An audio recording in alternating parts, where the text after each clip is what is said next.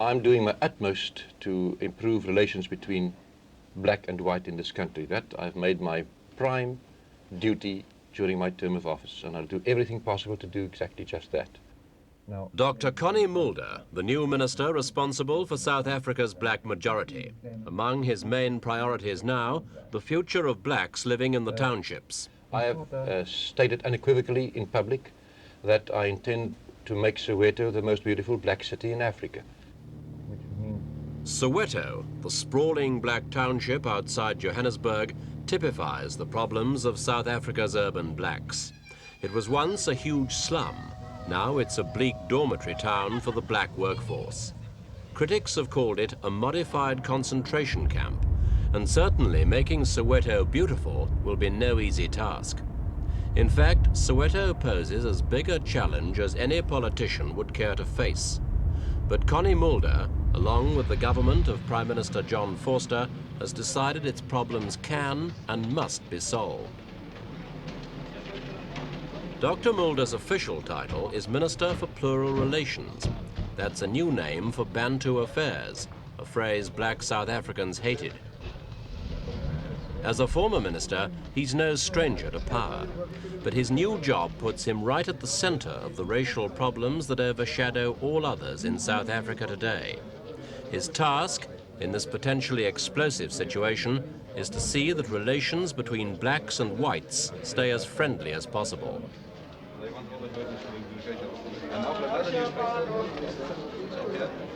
This ceremony last month was one attempt to further that friendship. It was the inauguration of Soweto's first ever elected council. As a step towards black self-rule, it was, on the surface, an occasion for satisfaction all round. But behind the smiling faces, there's a story of discord and disagreement. These councillors were elected by a mere handful of voters, after most Sowetans boycotted the polls. Black leaders claim it was because the council's a sham and doesn't give Sowetans real control over their destiny.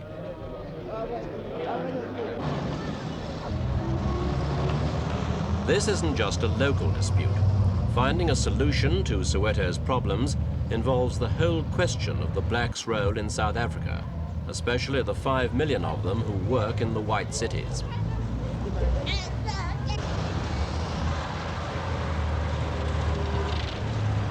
Like the inhabitants of South Africa's other townships, Soweto's blacks are basically migrants in a white society. Although they work in and around Johannesburg, they're not allowed to live there, so a fair amount of their time and money goes on travel back and forth. This is one of Africa's largest cities, with a population of well over 1 million. Yet it's almost totally lacking in amenities such as tarmacked roads, public buildings, parks, and even cinemas. What it does have is row upon row of small box-like houses, most of them without baths, hot water, or electric power.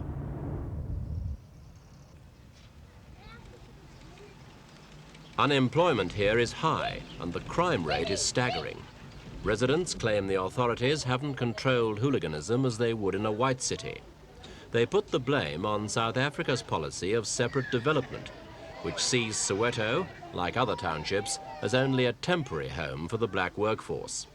In theory, that workforce will eventually settle in the homelands, the black-ruled states Pretoria has carved out of the tribal territories.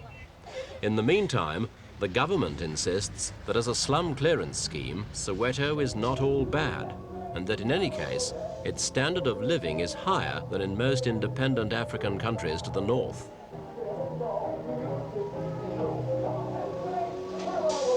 Separate development is the cornerstone of government policy. But can it work? Until 2 years ago, the government had few doubts. But then came the explosion that began, significantly, in Soweto.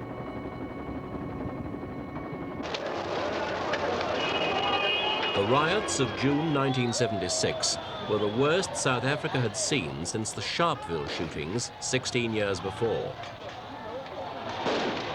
It began as a protest against using Afrikaans in black schools, but it soon developed into a much wider expression of black anger. Hundreds died in the violence. The riots changed the whole racial climate. Black South Africans had found a voice and they continued to use it, especially the young. Down, you can be sure of that. This was the result of rioting last year. Many of the wrecked buildings were shebeens or illegal bars. According to the demonstrators, alcohol had played a large part in oppressing black people by offering temporary oblivion and dulling their rightful sense of outrage. Most of this kind of violence was the work of militant students. They'd been prominent in the 76 riots, but by 1977 they'd emerged as a force to be reckoned with. Many despised the moderation of their parents' generation. In Soweto, they virtually took over, forcing the resignation of the government-appointed council. Their most successful action was a schools boycott, which emptied almost all black schools once their teachers joined in. Behind it was the accusation that black schooling was grossly inferior to that offered to whites.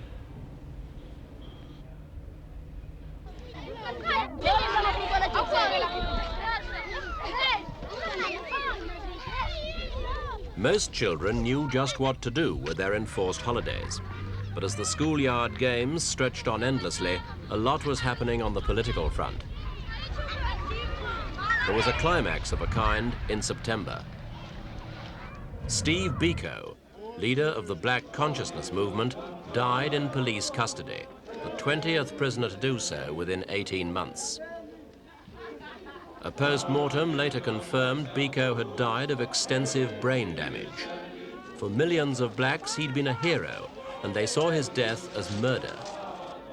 This memorial service in Soweto heard one reaction from local leader Dr. Ntato Motlana. There are 26 million of us. And from these 26 million will arise not one, not two, but hundreds of Steve Bikos.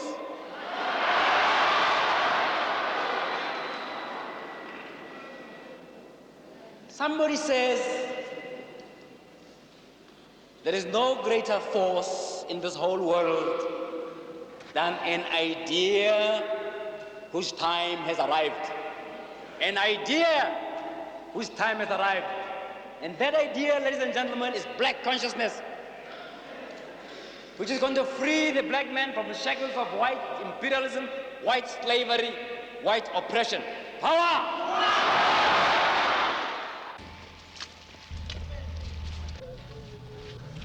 Within a month of making that speech, Dr. Motlana had been imprisoned, along with other members of his so-called Committee of 10. This was a group of Soweto activists who claimed to speak for the township. But theirs and many other voices were silenced in a wide-ranging crackdown on black movements.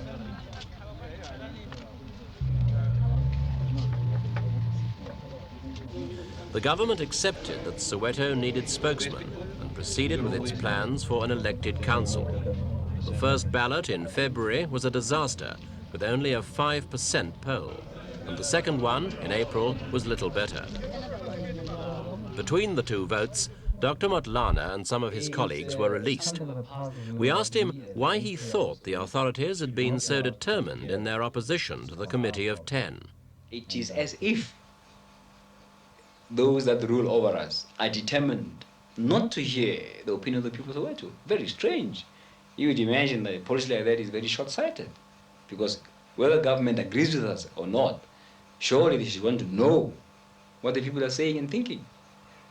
And we are going to give them an opportunity to hear the authentic voice of the people of Soweto. They banned all these meetings and then accused us, in the words of Murray Stein, Minister of Community Development, of being nullities, nobodies. We never claimed to be anybody. We never claimed leadership. All we said was that we are a group of people who have come together to put forward a blueprint for the control of Soweto. And we wanted the people also to come together, accept or reject or amend it. If they had accepted this thing, we would then have gone on to government to negotiate on behalf of people of Soweto on this blueprint. This we're not allowed to do, unfortunately. We are for a completely autonomous local authority for Soweto. In other words, a city council with all the attendant powers and without the necessary stages which may take years to implement. And secondly, the second twin pillar of our blueprint was a freehold land tenure.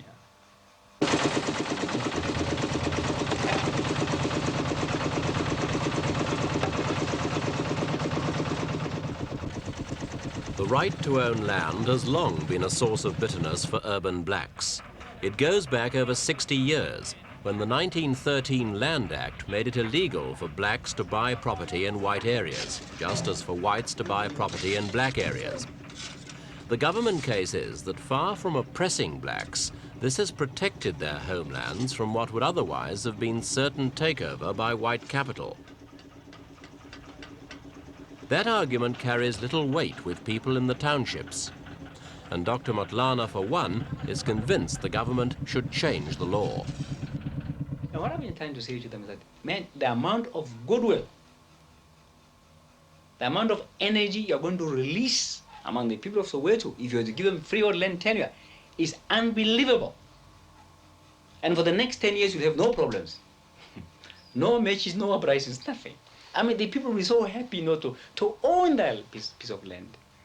I think the government is going to do it one day, because there's no other way. They'll have to do it. But why waste time? Why take so long? I think Dr. Motlana is over-optimistic if he says that one act would bring satisfaction immediately to all people.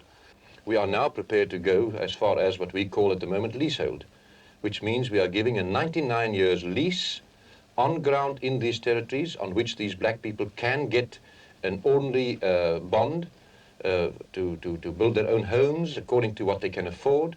They can buy a home with a building society bond.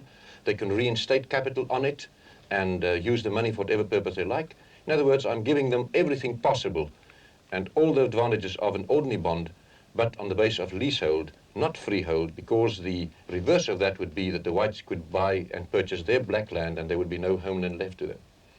I stated unequivocally, even before the elections took place, that within a stipulated period of time, I would hand over to them full autonomy in local affairs. How long are you envisioning? I can't, as a matter of fact, I can't bind myself to a timetable. I want to say it will be as soon as possible. 1 year, 3 years? No, I can't bind myself to a timetable. It depends on a few things. You must remember it's a city of 1 million people which must be run. Now, surely these people must prove themselves that they are capable of running this city before I can hand over all powers to them tomorrow or within a week or 2 weeks. What I intend doing is to hand over in phases. The first phase will immediately give them the final say about a budget of about, I don't know how many millions. Then a second and a third and the fourth and final stage would be the levying of taxes, providing of all services, maintenance of the roads and of everything, which means a full local government, a complete autonomy.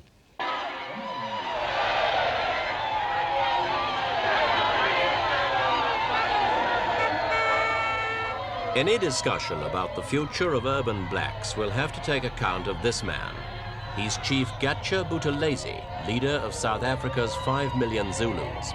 They're the largest single population group in the country, and almost half of them live in the townships. So the chief is not a man to be ignored.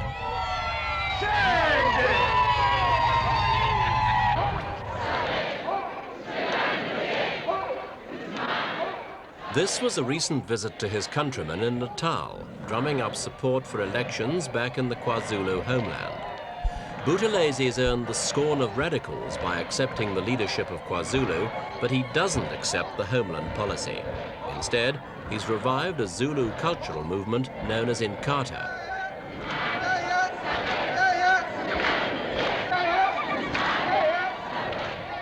After a recent alliance with Indian and coloured groups, Inkatha looks more than ever like a political party that's bidding for support beyond the Zulu nation.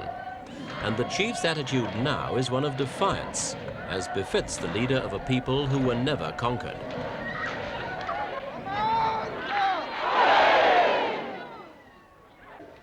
We believe that blacks must have a voice in the only body that determines the destiny of all the people of South Africa, which is Parliament in Cape Town.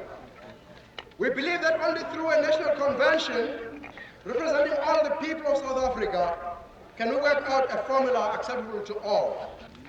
We of Inkatha do not accept the consolidation of KwaZulu on the basis of the 1936 Native Land and Trust Act. We will, however, not refuse whatever bits of land are given to our people, since our people are like birds of passage, because most of the land was taken away from us. We want to make it clear through this election that we reject utterly the suggestion made through the legislation now being passed through Parliament in Cape Town that there is any part of South Africa where we as black people should be treated as aliens or foreigners. With opinions like that, Buthelezi certainly seems to be on a collision course with the authorities. What future does he see for his people? I see the future of these people as intertwined, really, with the future of all the people of this country, because I don't think that it is possible to get rid of 5 million people through the system that the government is foisting on black people, which would make them, if they agreed to be aliens in the rest of South Africa. We have said to Mr. Vorster, the first thing is to have a national convention. So Mr. Vorster has rejected that. But we think, therefore, that it's not necessary, just because Mr. Vorster rejects it, for us not to proceed as if this is going to happen one day, because we believe it must happen if we, as an alternative to bloodshed in this country. Do you think that other black leaders will join Inkatha? Well, actually, as far as the alliance is concerned, we have not asked other people to join it. That's why this alliance is a very good thing, because, for instance, Mr. Leon's Colored Labour Party retains its identity, and the Reform Party of the Indian community in Durban retains, its identity. It retains its identity, but we join our hands and have a common strategy on common problems. So therefore, I don't expect them individually to join Inkatha, although, in fact, as you know, we take Africans of other ethnic affiliations, to the extent that Mr. Kruger, the Minister of Justice, summoned me to Pretoria in September because he was upset because Inkatha has not just maintained a Zulu ethnic identity, but in fact has always taken other Africans of other ethnic affiliations, because we believe all black people have a common destiny. Do you feel that Mr. Kruger's threats could in any way put you in a difficult position? Well, it's up to Mr. Kruger. I made it quite clear to him that I was not prepared just because of his threats. I wasn't prepared at all to change the membership of Inkatha and confine it to Zulus as he suggested. Because I argued to Mr. Kruger that as much as the Nationalist Party, or for that matter Mr. Vorster, he speaks for all whites, whether they are Greeks or Jews or English-speaking or any other ethnic affiliation, or even of German extraction, of any affiliation. So that I say what is good for the Kenda is good for the Kuz, is good for the Kenda. So in the same way that if he can speak for most whites, I think I have the same right to have an organization that speaks for most blacks. Unfortunately, it doesn't look as if all blacks want Buthelezi to speak for them. This was the funeral in March of Robert Sobukwe, leader of the banned Pan-Africanist Congress and a man who opposed any kind of compromise with the separate development policy.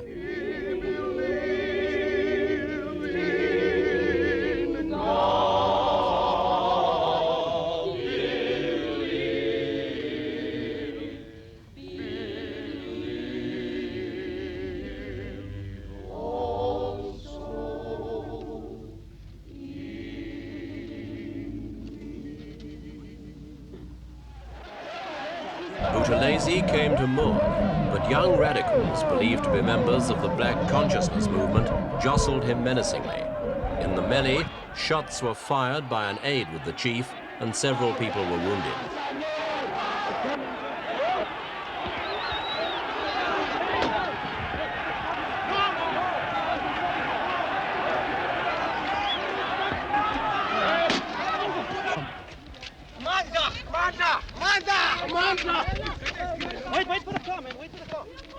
Buthelezi called it thuggery, but the incident gave some indication of the gulf between him and the radicals. I'm glad I did.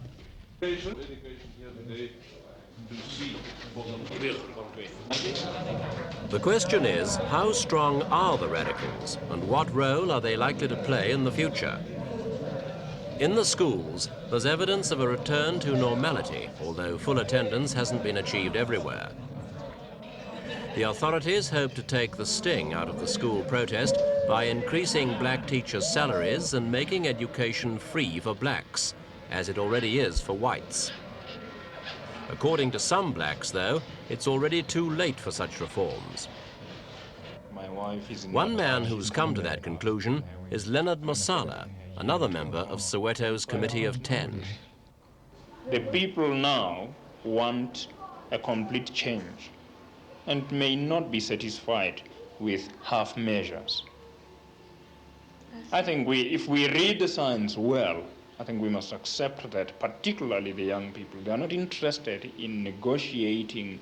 In fact, even negotiating itself is not something that really, they see no use in it. There's been negotiations for 300 years. And let us face it, these children are not fools. They are aware, they have read history. Whether it is white written, it is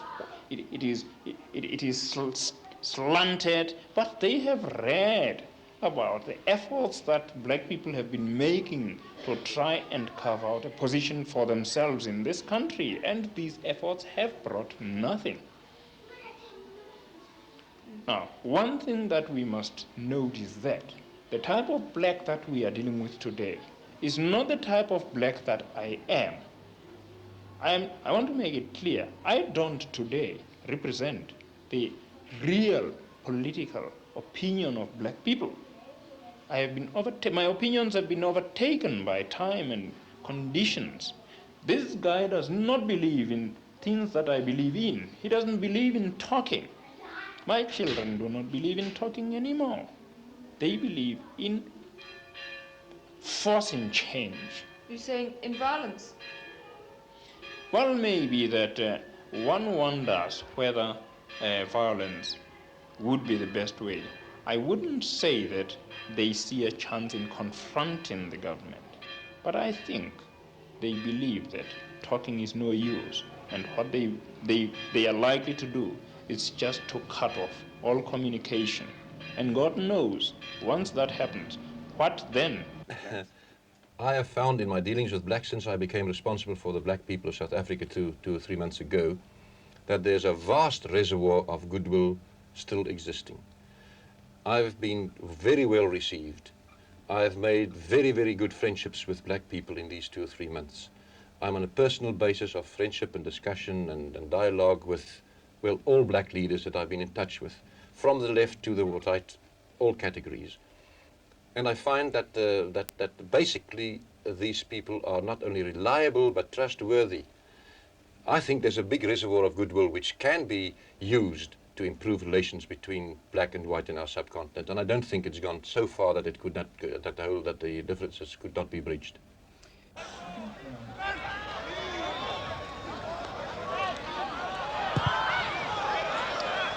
The events of the last 2 years have shaken the government badly, and it's now certain that improvements will be made to life in the black townships.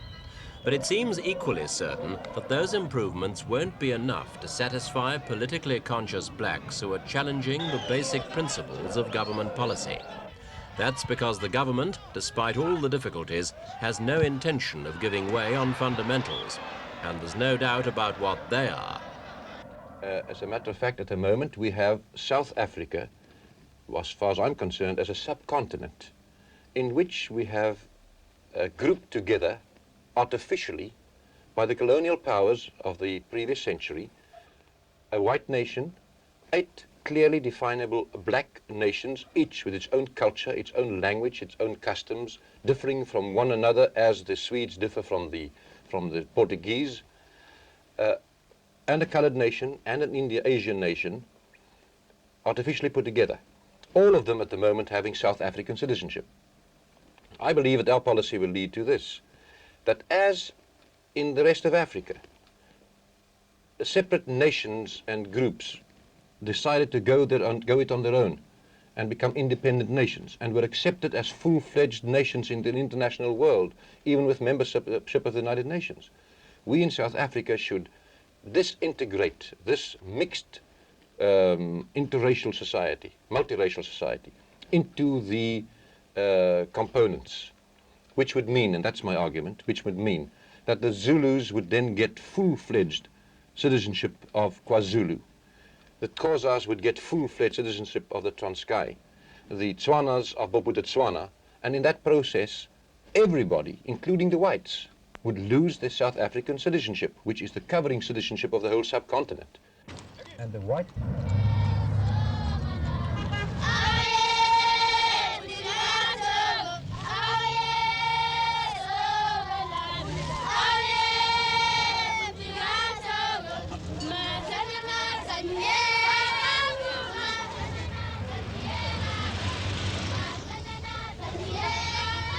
Late last year, the government announced plans for separate parliaments for both the coloured and Asian communities. But there'll be no similar parliament for blacks. Mr. Vorster himself has stated in a recent interview that if the urban blacks want full political rights, they'll have to go to the homelands to get them. Since it's increasingly obvious that few of them will be prepared to make that kind of move, it looks as if there's still a long and bitter struggle ahead in South Africa. Nabo bakhuthelele